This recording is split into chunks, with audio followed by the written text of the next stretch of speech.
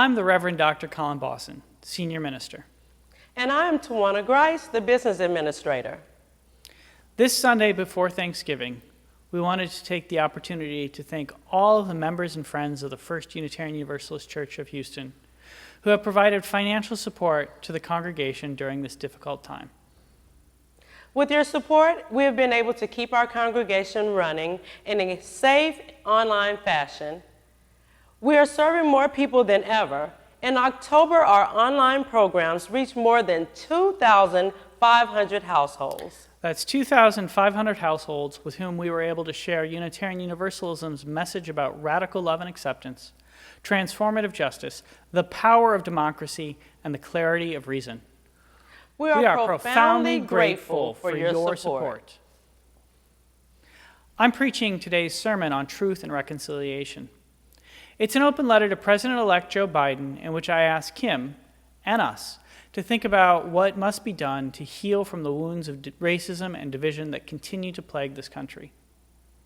This year marks the 400th anniversary of the encounter between the Wampanoag and European colonists, addressing what the United States has done and is continuing to do to the indigenous peoples of this hemisphere is a necessary part of authentic truth-telling. Our service also includes our annual bread communion. If you would like to participate, I invite you to pause the video and gather your special bread. You will be invited to consume it when we get to that portion of the service. In addition to Tawana, joining me in today's service are Carol Burris, Director of Religious Community, Alex Kaimig, Family Ministries Coordinator. Our musicians today are Mark Vogel, Music Director, our Sanctuary Choir, and guest musician Eric Srule on saxophone. Thank you for joining us.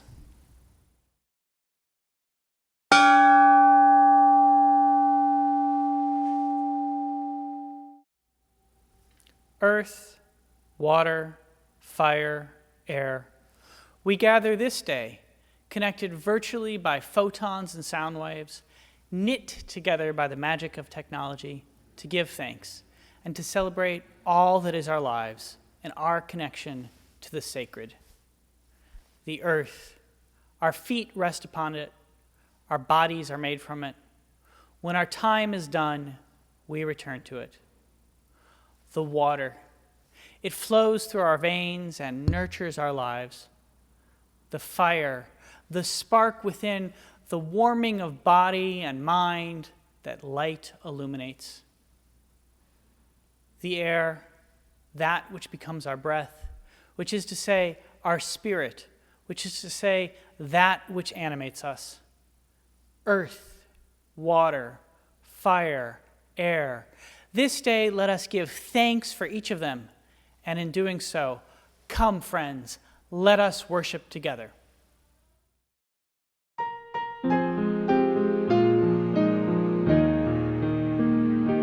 Celebremos compartiendo nuestras vidas, encendiendo esta luz.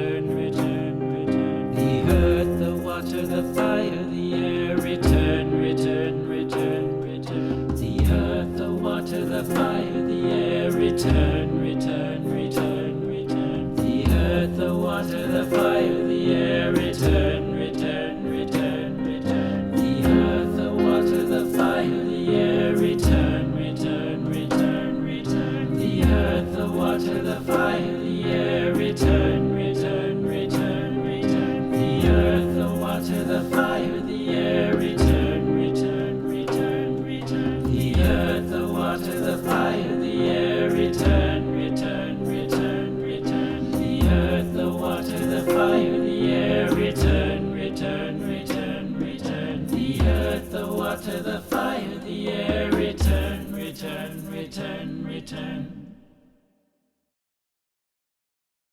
Please join with me in the spirit that some call prayer and others name meditation. Breathe in. Breathe out. Spirit, the Latin spiritus, the action of breathing. Spirit, the core of being. Breathe and let in the air. Oxygen. Breathe out the carbon dioxide. Let your breath become your prayer.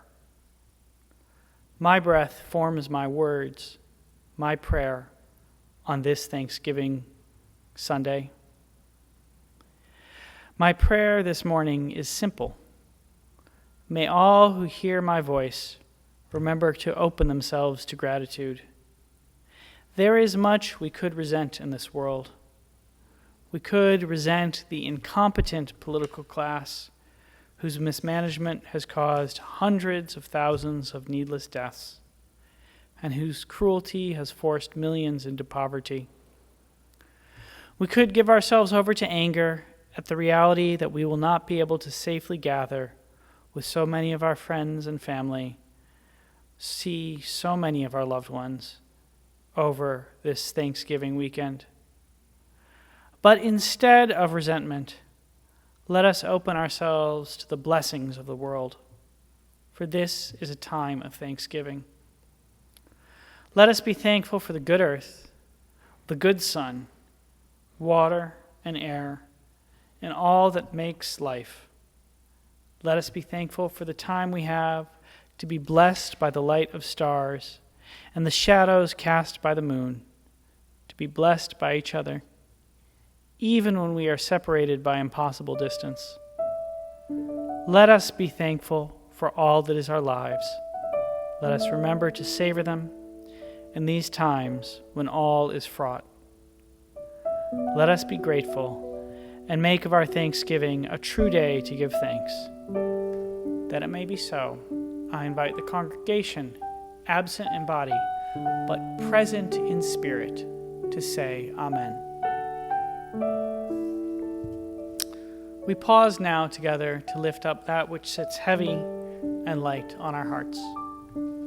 We mourn with Ron Hammonds, whose good friend, Alberta White Sinnett, passed away this week.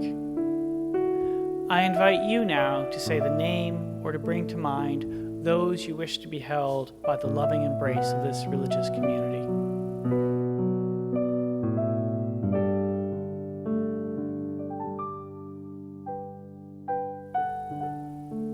In this great cloud of witness and memory, amid this beloved community, we hear these names and hold them in our hearts. We pause in awe and wonder of the mystery that is life. In the spirit of love, in the spirit of hope, in the spirit of compassion, I invite you now into a time of silent meditation, reflection, and prayer.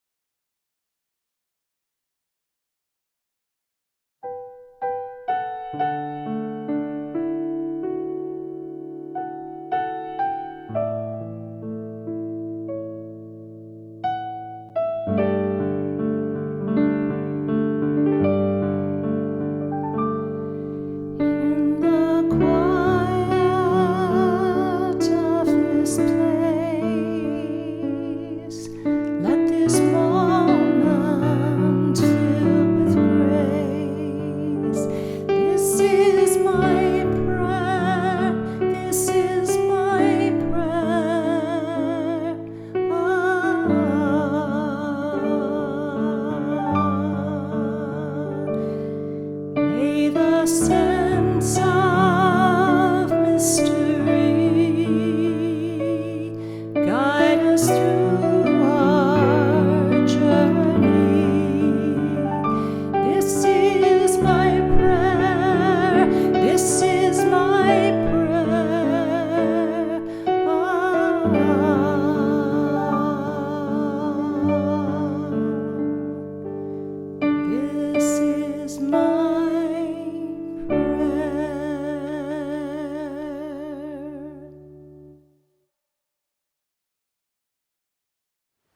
This morning's offering will be shared with the East Fort Bend Human Needs Ministry.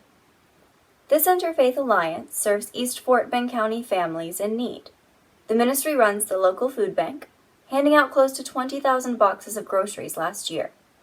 The agency also provides emergency aid to people in temporary crisis situations who might need help covering bills for things like medicine, utilities, or rent. With the COVID pandemic, the Human Needs Ministry has been seeing a huge increase in the number of people seeking help just to feed themselves or their children. Our regular Sunday morning offering collection invites us to weave a tapestry of love and action. Today, through our shared offering to the East Fort Bend Human Needs Ministry, you are doing just that, providing the necessary threads so that we can demonstrate the love of this community for all its members through our actions. So I would like to ask that you give generously. An offering will now be gratefully received.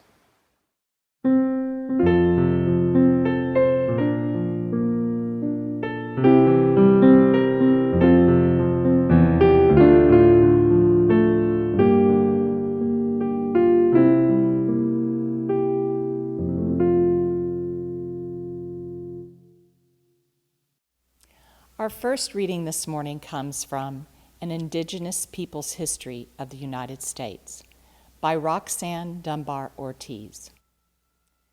Under the crust of that portion of earth called the United States of America, from California to the Gulf Stream waters, are interred the bones, villages, fields, and sacred objects of American Indians.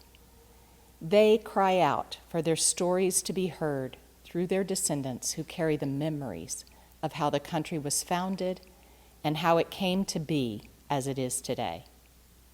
It should not have happened that the great civilizations of the Western Hemisphere, the very evidence of the Western Hemisphere, were wantonly destroyed. The gradual progress of humanity interrupted and set upon a path of greed and destruction. Choices were made that forged the path toward destruction of life itself. The moment in which we now live and die as our planet shrivels, overheated. To learn and know this history is both a necessity and a responsibility to the ancestors and descendants of all parties.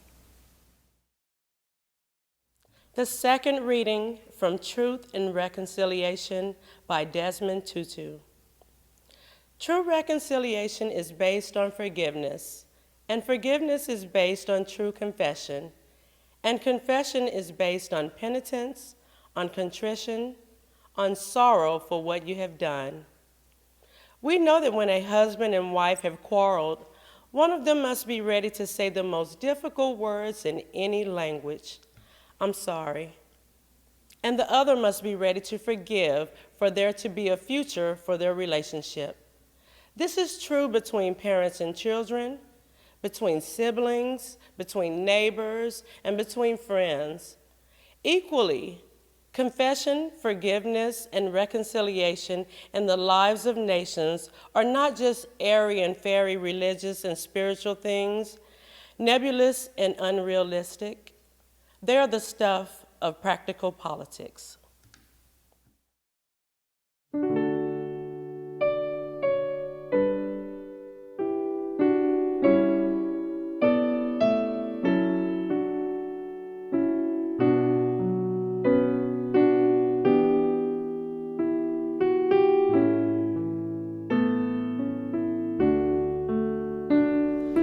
Spirit of God,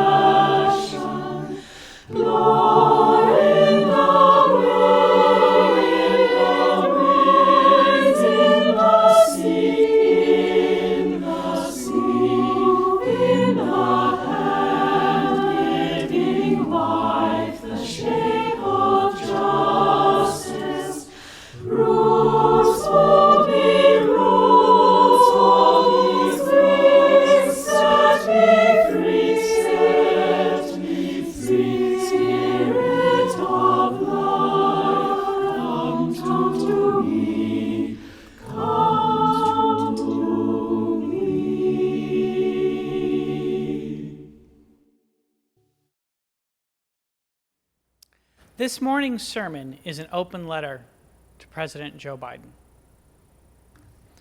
Though its message may sound political, my intention is to raise a key religious question. What must be done to bind up the broken? Dear President-elect Biden, it is long past time for the United States to form a national commission on truth and reconciliation. I'm offering you these words 2 weeks after you beat the current president in the election. Almost exactly 14 days have passed since the major media outlets called it in your favor.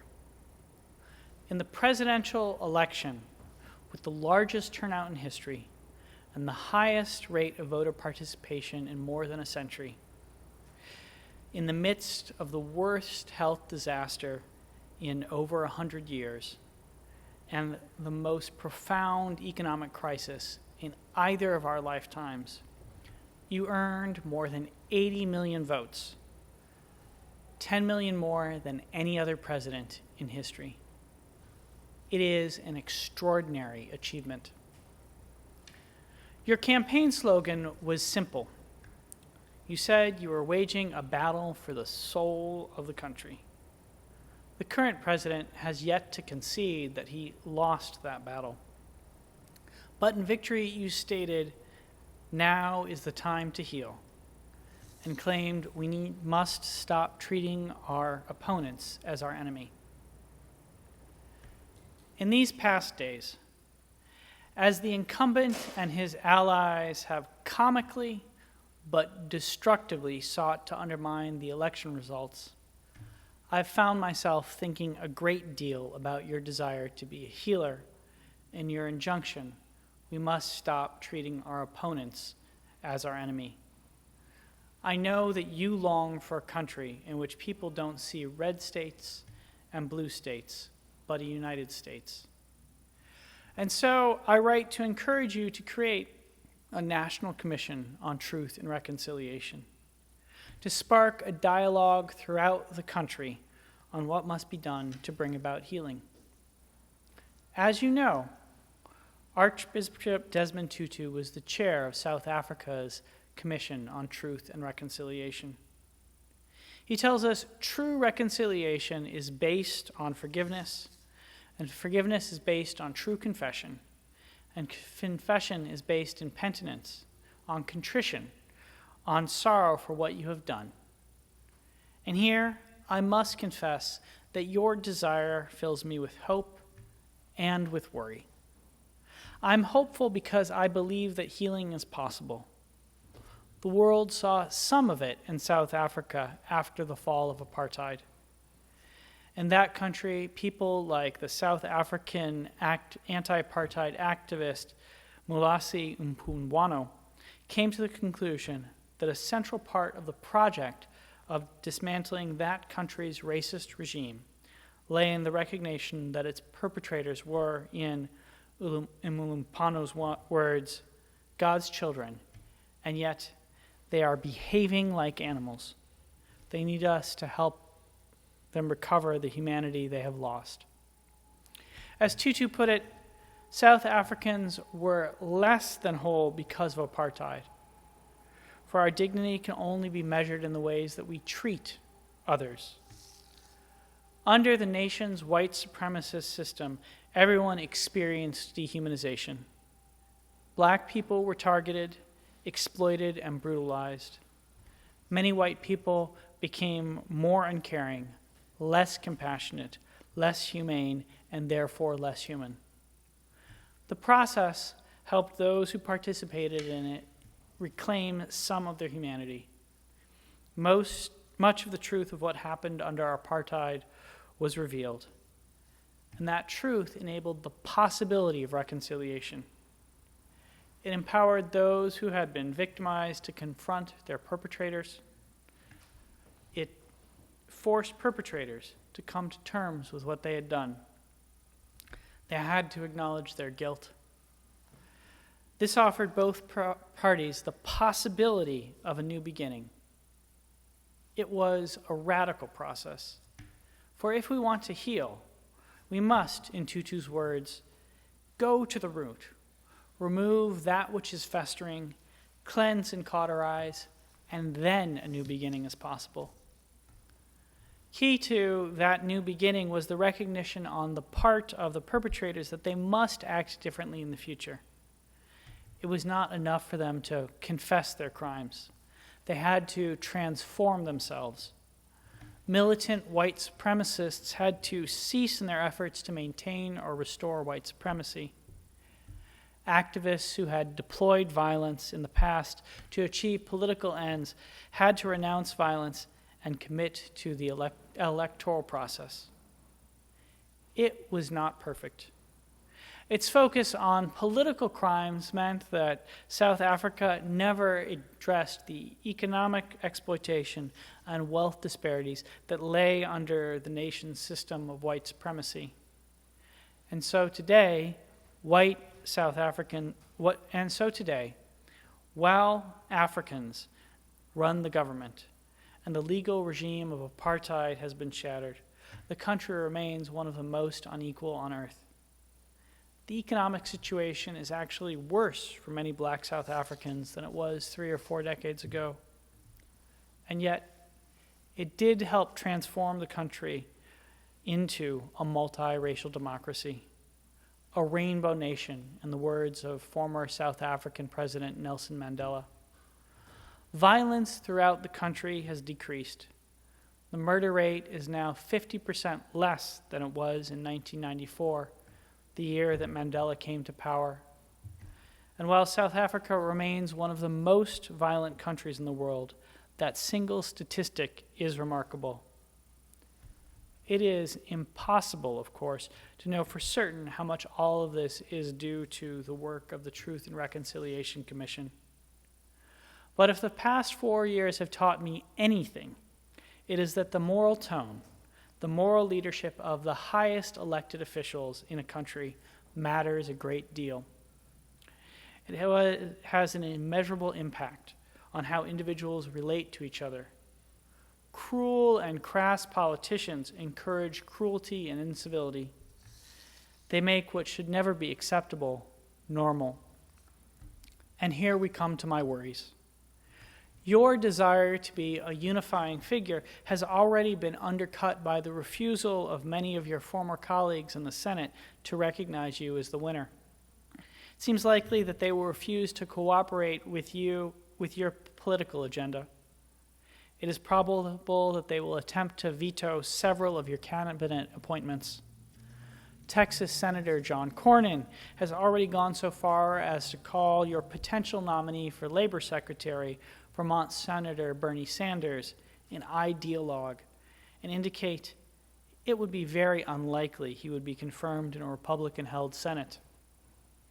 Equally troubling is the likelihood that legislation essential to address the plight that millions face during this time of pandemic and economic plight will either go unpassed or be rendered wholly insufficient under the rubric of compromise. During your presidency, it is hard to imagine that the Republicans in the Senate will support the John Lewis Voting Rights Act, so essential to ensure that the United States remains an electoral democracy. You can, however, through an executive order, create a national commission on truth and reconciliation. Many Democrats in the House attempted to get such a process started this June with a concurrent resolution submitted by Congresswoman Barbara Lee from California. John Lewis voiced support for it before he died. It has not passed the House, and I cannot imagine that it would pass the Senate, but you have the power to create it. Its initial emphasis would have to be on truth. This is a terrifying prospect. Truth-telling is a religious act. It binds us together in a common community by causing us to recognize a shared reality. But part of the truth of this country is that it was founded on 2 lies. The first lie is that the land of the United States belongs to the descendants of the European colonists who have been coming here for more than 200 years. The second lie is that there are such things as different races and that some races are inferior to others. There is only one race, the human race, and no one is inherently better than anyone else. These two lies were used to build the wealth of the country. The lie that the land belongs to the descendants of European colonists has been used to justify the merciless extraction of natural resources, oil, lumber, minerals, water from the continent. It has led to genocide and a general amnesia about the truth, in Roxanne Dunbar Ortiz's words, that under the crust of the country are interred the bones, villages, fields, and sacred objects of American Indians. This lie continues to be perpetrated by many political leaders and educators throughout the United States. My son has barely studied the indigenous nations of the continent in his years of public school. The lie that racial difference is real was used as a warrant for slavery. It led to the deaths of uncounted millions during the Middle Passage and in the forced labor camps called plantations. It provided the basis for Jim Crow, and it is why, as a community, African Americans continue to have less wealth, less access to education, and shorter lifespans than people of European descent. It is why far too many people of color are killed by the police, and it is why they are incarcerated at rates much higher than individuals with my skin color. Many in the country appear addicted to this pattern of lying. It threatens far too much that they hold sacred. There is a connection between it and the ways in which the United States has failed to properly handle the pandemic. At the beginning of the week, I heard an interview with a nurse from South Dakota named Jody Doring. In that interview, she shared about how some of her patients were committed to denying reality, committed to denying the truth. Her words are chilling. She spoke of how some of the people she is treating insist there must be another reason they are sick. They've called her names and asked, "Why do you wear all that stuff?" Because they do not recognize COVID. They cannot accept that it is real. They do not have good deaths. They do not die at peace with their lives or sharing stories of love with their families. Their last words are, "This can't be happening. It is not real."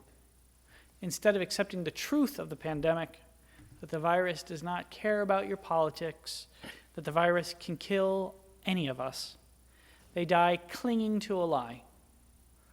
Doring recounts their last political moments as filled with anger and hatred. I have a cousin who lives in South Dakota, and I have plenty of relatives who live in rural communities in the United States. I do not know if any of them are pandemic deniers. But I do know that one reason why it is so hard for people in their communities to accept that the country's founding lies are untruths is because they do not feel like they have benefited from those lies. Visiting my cousins over the last 40 years, I've witnessed the destruction of rural communities. My mother grew up on a farm in Iowa and then later one in Minnesota. Most of her aunts and uncles were farmers. Some of her cousins were. They were proud, independent people, but none of their grandchildren or great-grandchildren are farmers, and very few of us are as prosperous as they were. Those of us who are have mostly moved to the cities and forgotten the rhythms of farming life. Our children have no connection to it. I tell you this because I think I understand a little as to why so many people in rural communities cling to lies about the origins and history of the United States and about the pandemic. I suspect that it is easier for them to do so than to admit that this country has failed them. A Real Truth and Reconciliation Commission will have to ask why the United States has failed rural communities alongside the questions it asks to uncover the enduring horrors wrought upon far too many by the country's founding lies. A real Truth and Reconciliation Commission will point to the ways that poor and working class people of all races have been played off each other to the benefit of the wealthy. Reconciliation, Desmond Tutu wrote, is not about pretending that things are other than they are. President-elect Biden, if you are serious about being a healer and unifier, then you will have to be willing to share uncomfortable truths. You will have to be prepared to expose the horrors, the abuse, the bitterness, the pain, the violence, which is to say, the truth, that have shaped much of the United States and continue to shape the country. Much of the country's political division comes from a refusal on the part of some in power and many of those who support them to recognize these truths. Helping the country to state these truths clearly will be an important step towards real healing. President-elect Biden, you know that the United States has been a divided country before. It was divided in the lead-up to the Civil War. It was divided during the war itself. It was divided throughout Reconstruction. And it was divided over the course of the Civil Rights Movement.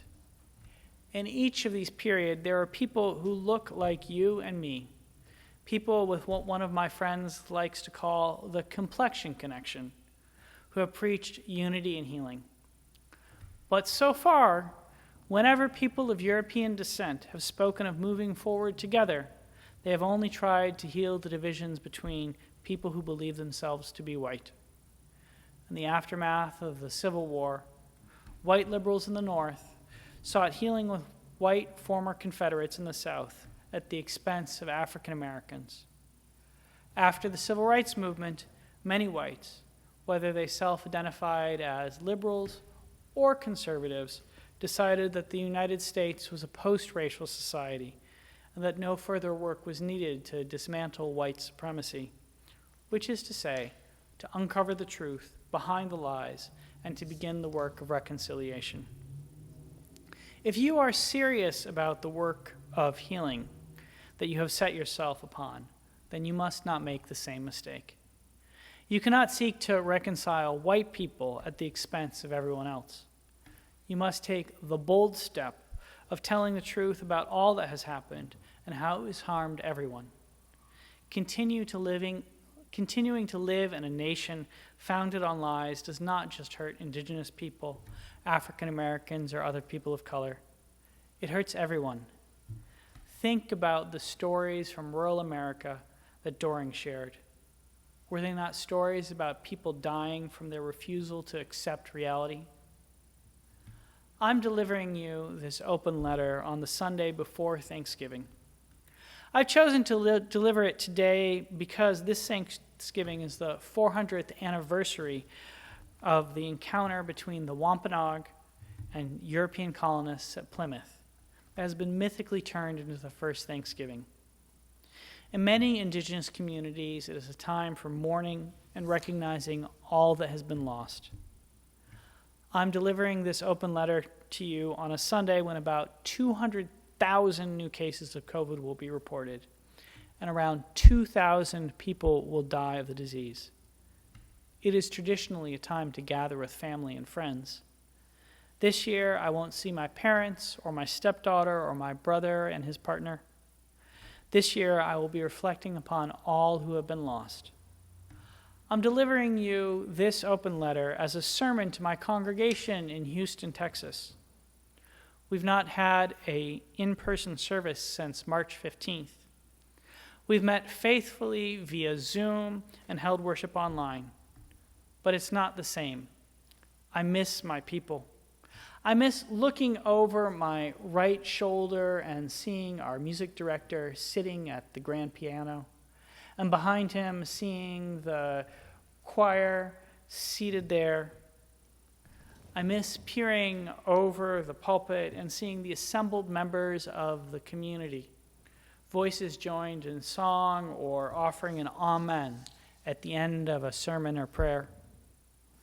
President-elect Biden, I'm delivering this to you cognizant of many of the ways in which this country desperately needs truth-telling. And I'm offering it to you aware that you must not choose healing the differences between members of the white communities over addressing the injuries that have been done to all peoples. The Christian New Testament offers the wisdom, you will know the truth, and the truth shall set you free. I urge you to establish a commission on truth and reconciliation so that the peoples of the United States might collectively begin to know the truth and be set from the lies that continue to poison and plague all of us. It is only then that the binding up of the broken might begin. And it is then when you, the president, might say that you have been elected by a stunning majority of voters to, in the words of the Hebrew prophet Isaiah, be a herald of joy to the humble, to bind up the brokenhearted, to proclaim release to the captives, liberation to the imprisoned, and to comfort all who mourn. Respectfully, the Reverend Dr. Colin Bossen, Senior Minister, the First Unitarian Universalist Church of Houston. And now I invite you at home, my beloved congregation, absent in body, but present in spirit, to say Amen.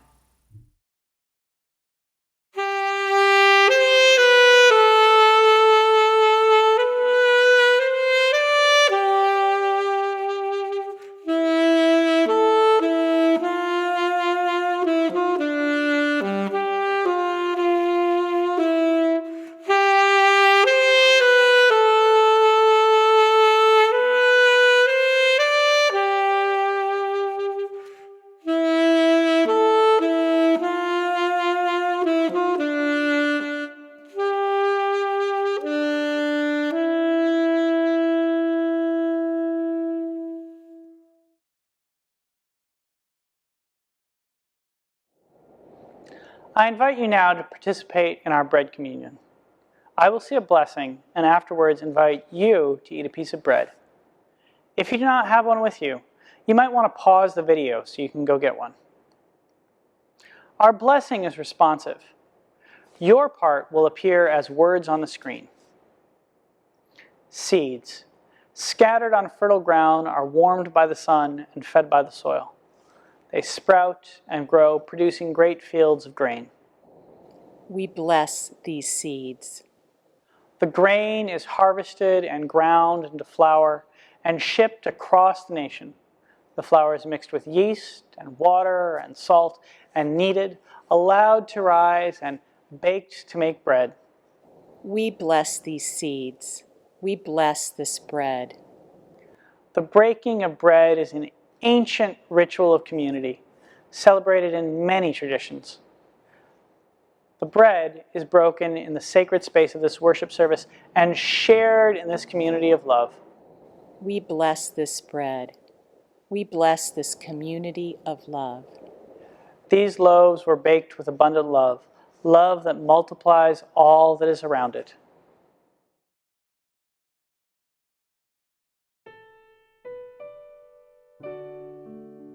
Now take a moment to close your eyes and reflect on our shared existence in this present time. Think about all the things that bread connects you to. It is a composite of the elements of earth, water, air, and fire. Whether you baked it yourself or bought it from the store, it is the product of the labor of untold numbers of human hands. It connects you to those who came before and those who will come after. Let us be grateful for them, grateful for this community, and grateful for the bread we now share. Amen, and blessed be.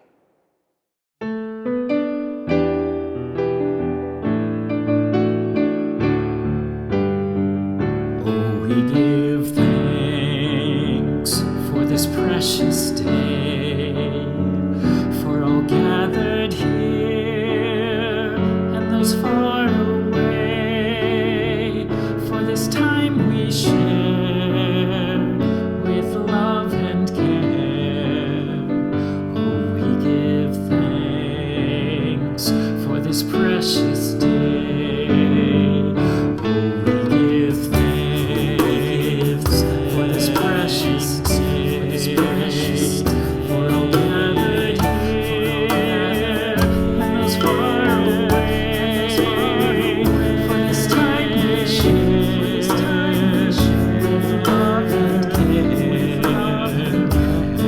give thanks for this precious day, this precious day. Oh, we give thanks for this precious day, this precious day. For all gathered here and those far away, for this time we share with love and care.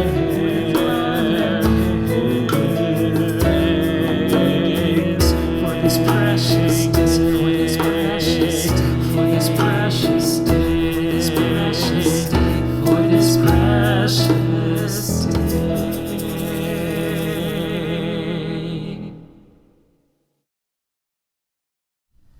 We extinguish this flame, but not the light of truth, the warmth of community, or the fire of commitment.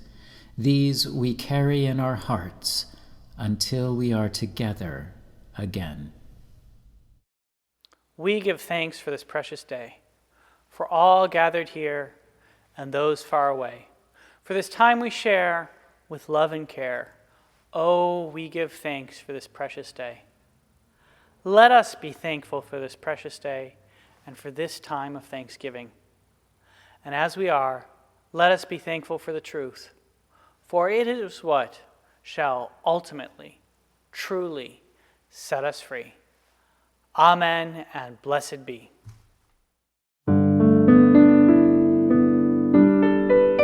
While our church's buildings is closed, our church's people is still meeting, but now online. There are weekly and monthly offerings to keep you connected and engaged with our community.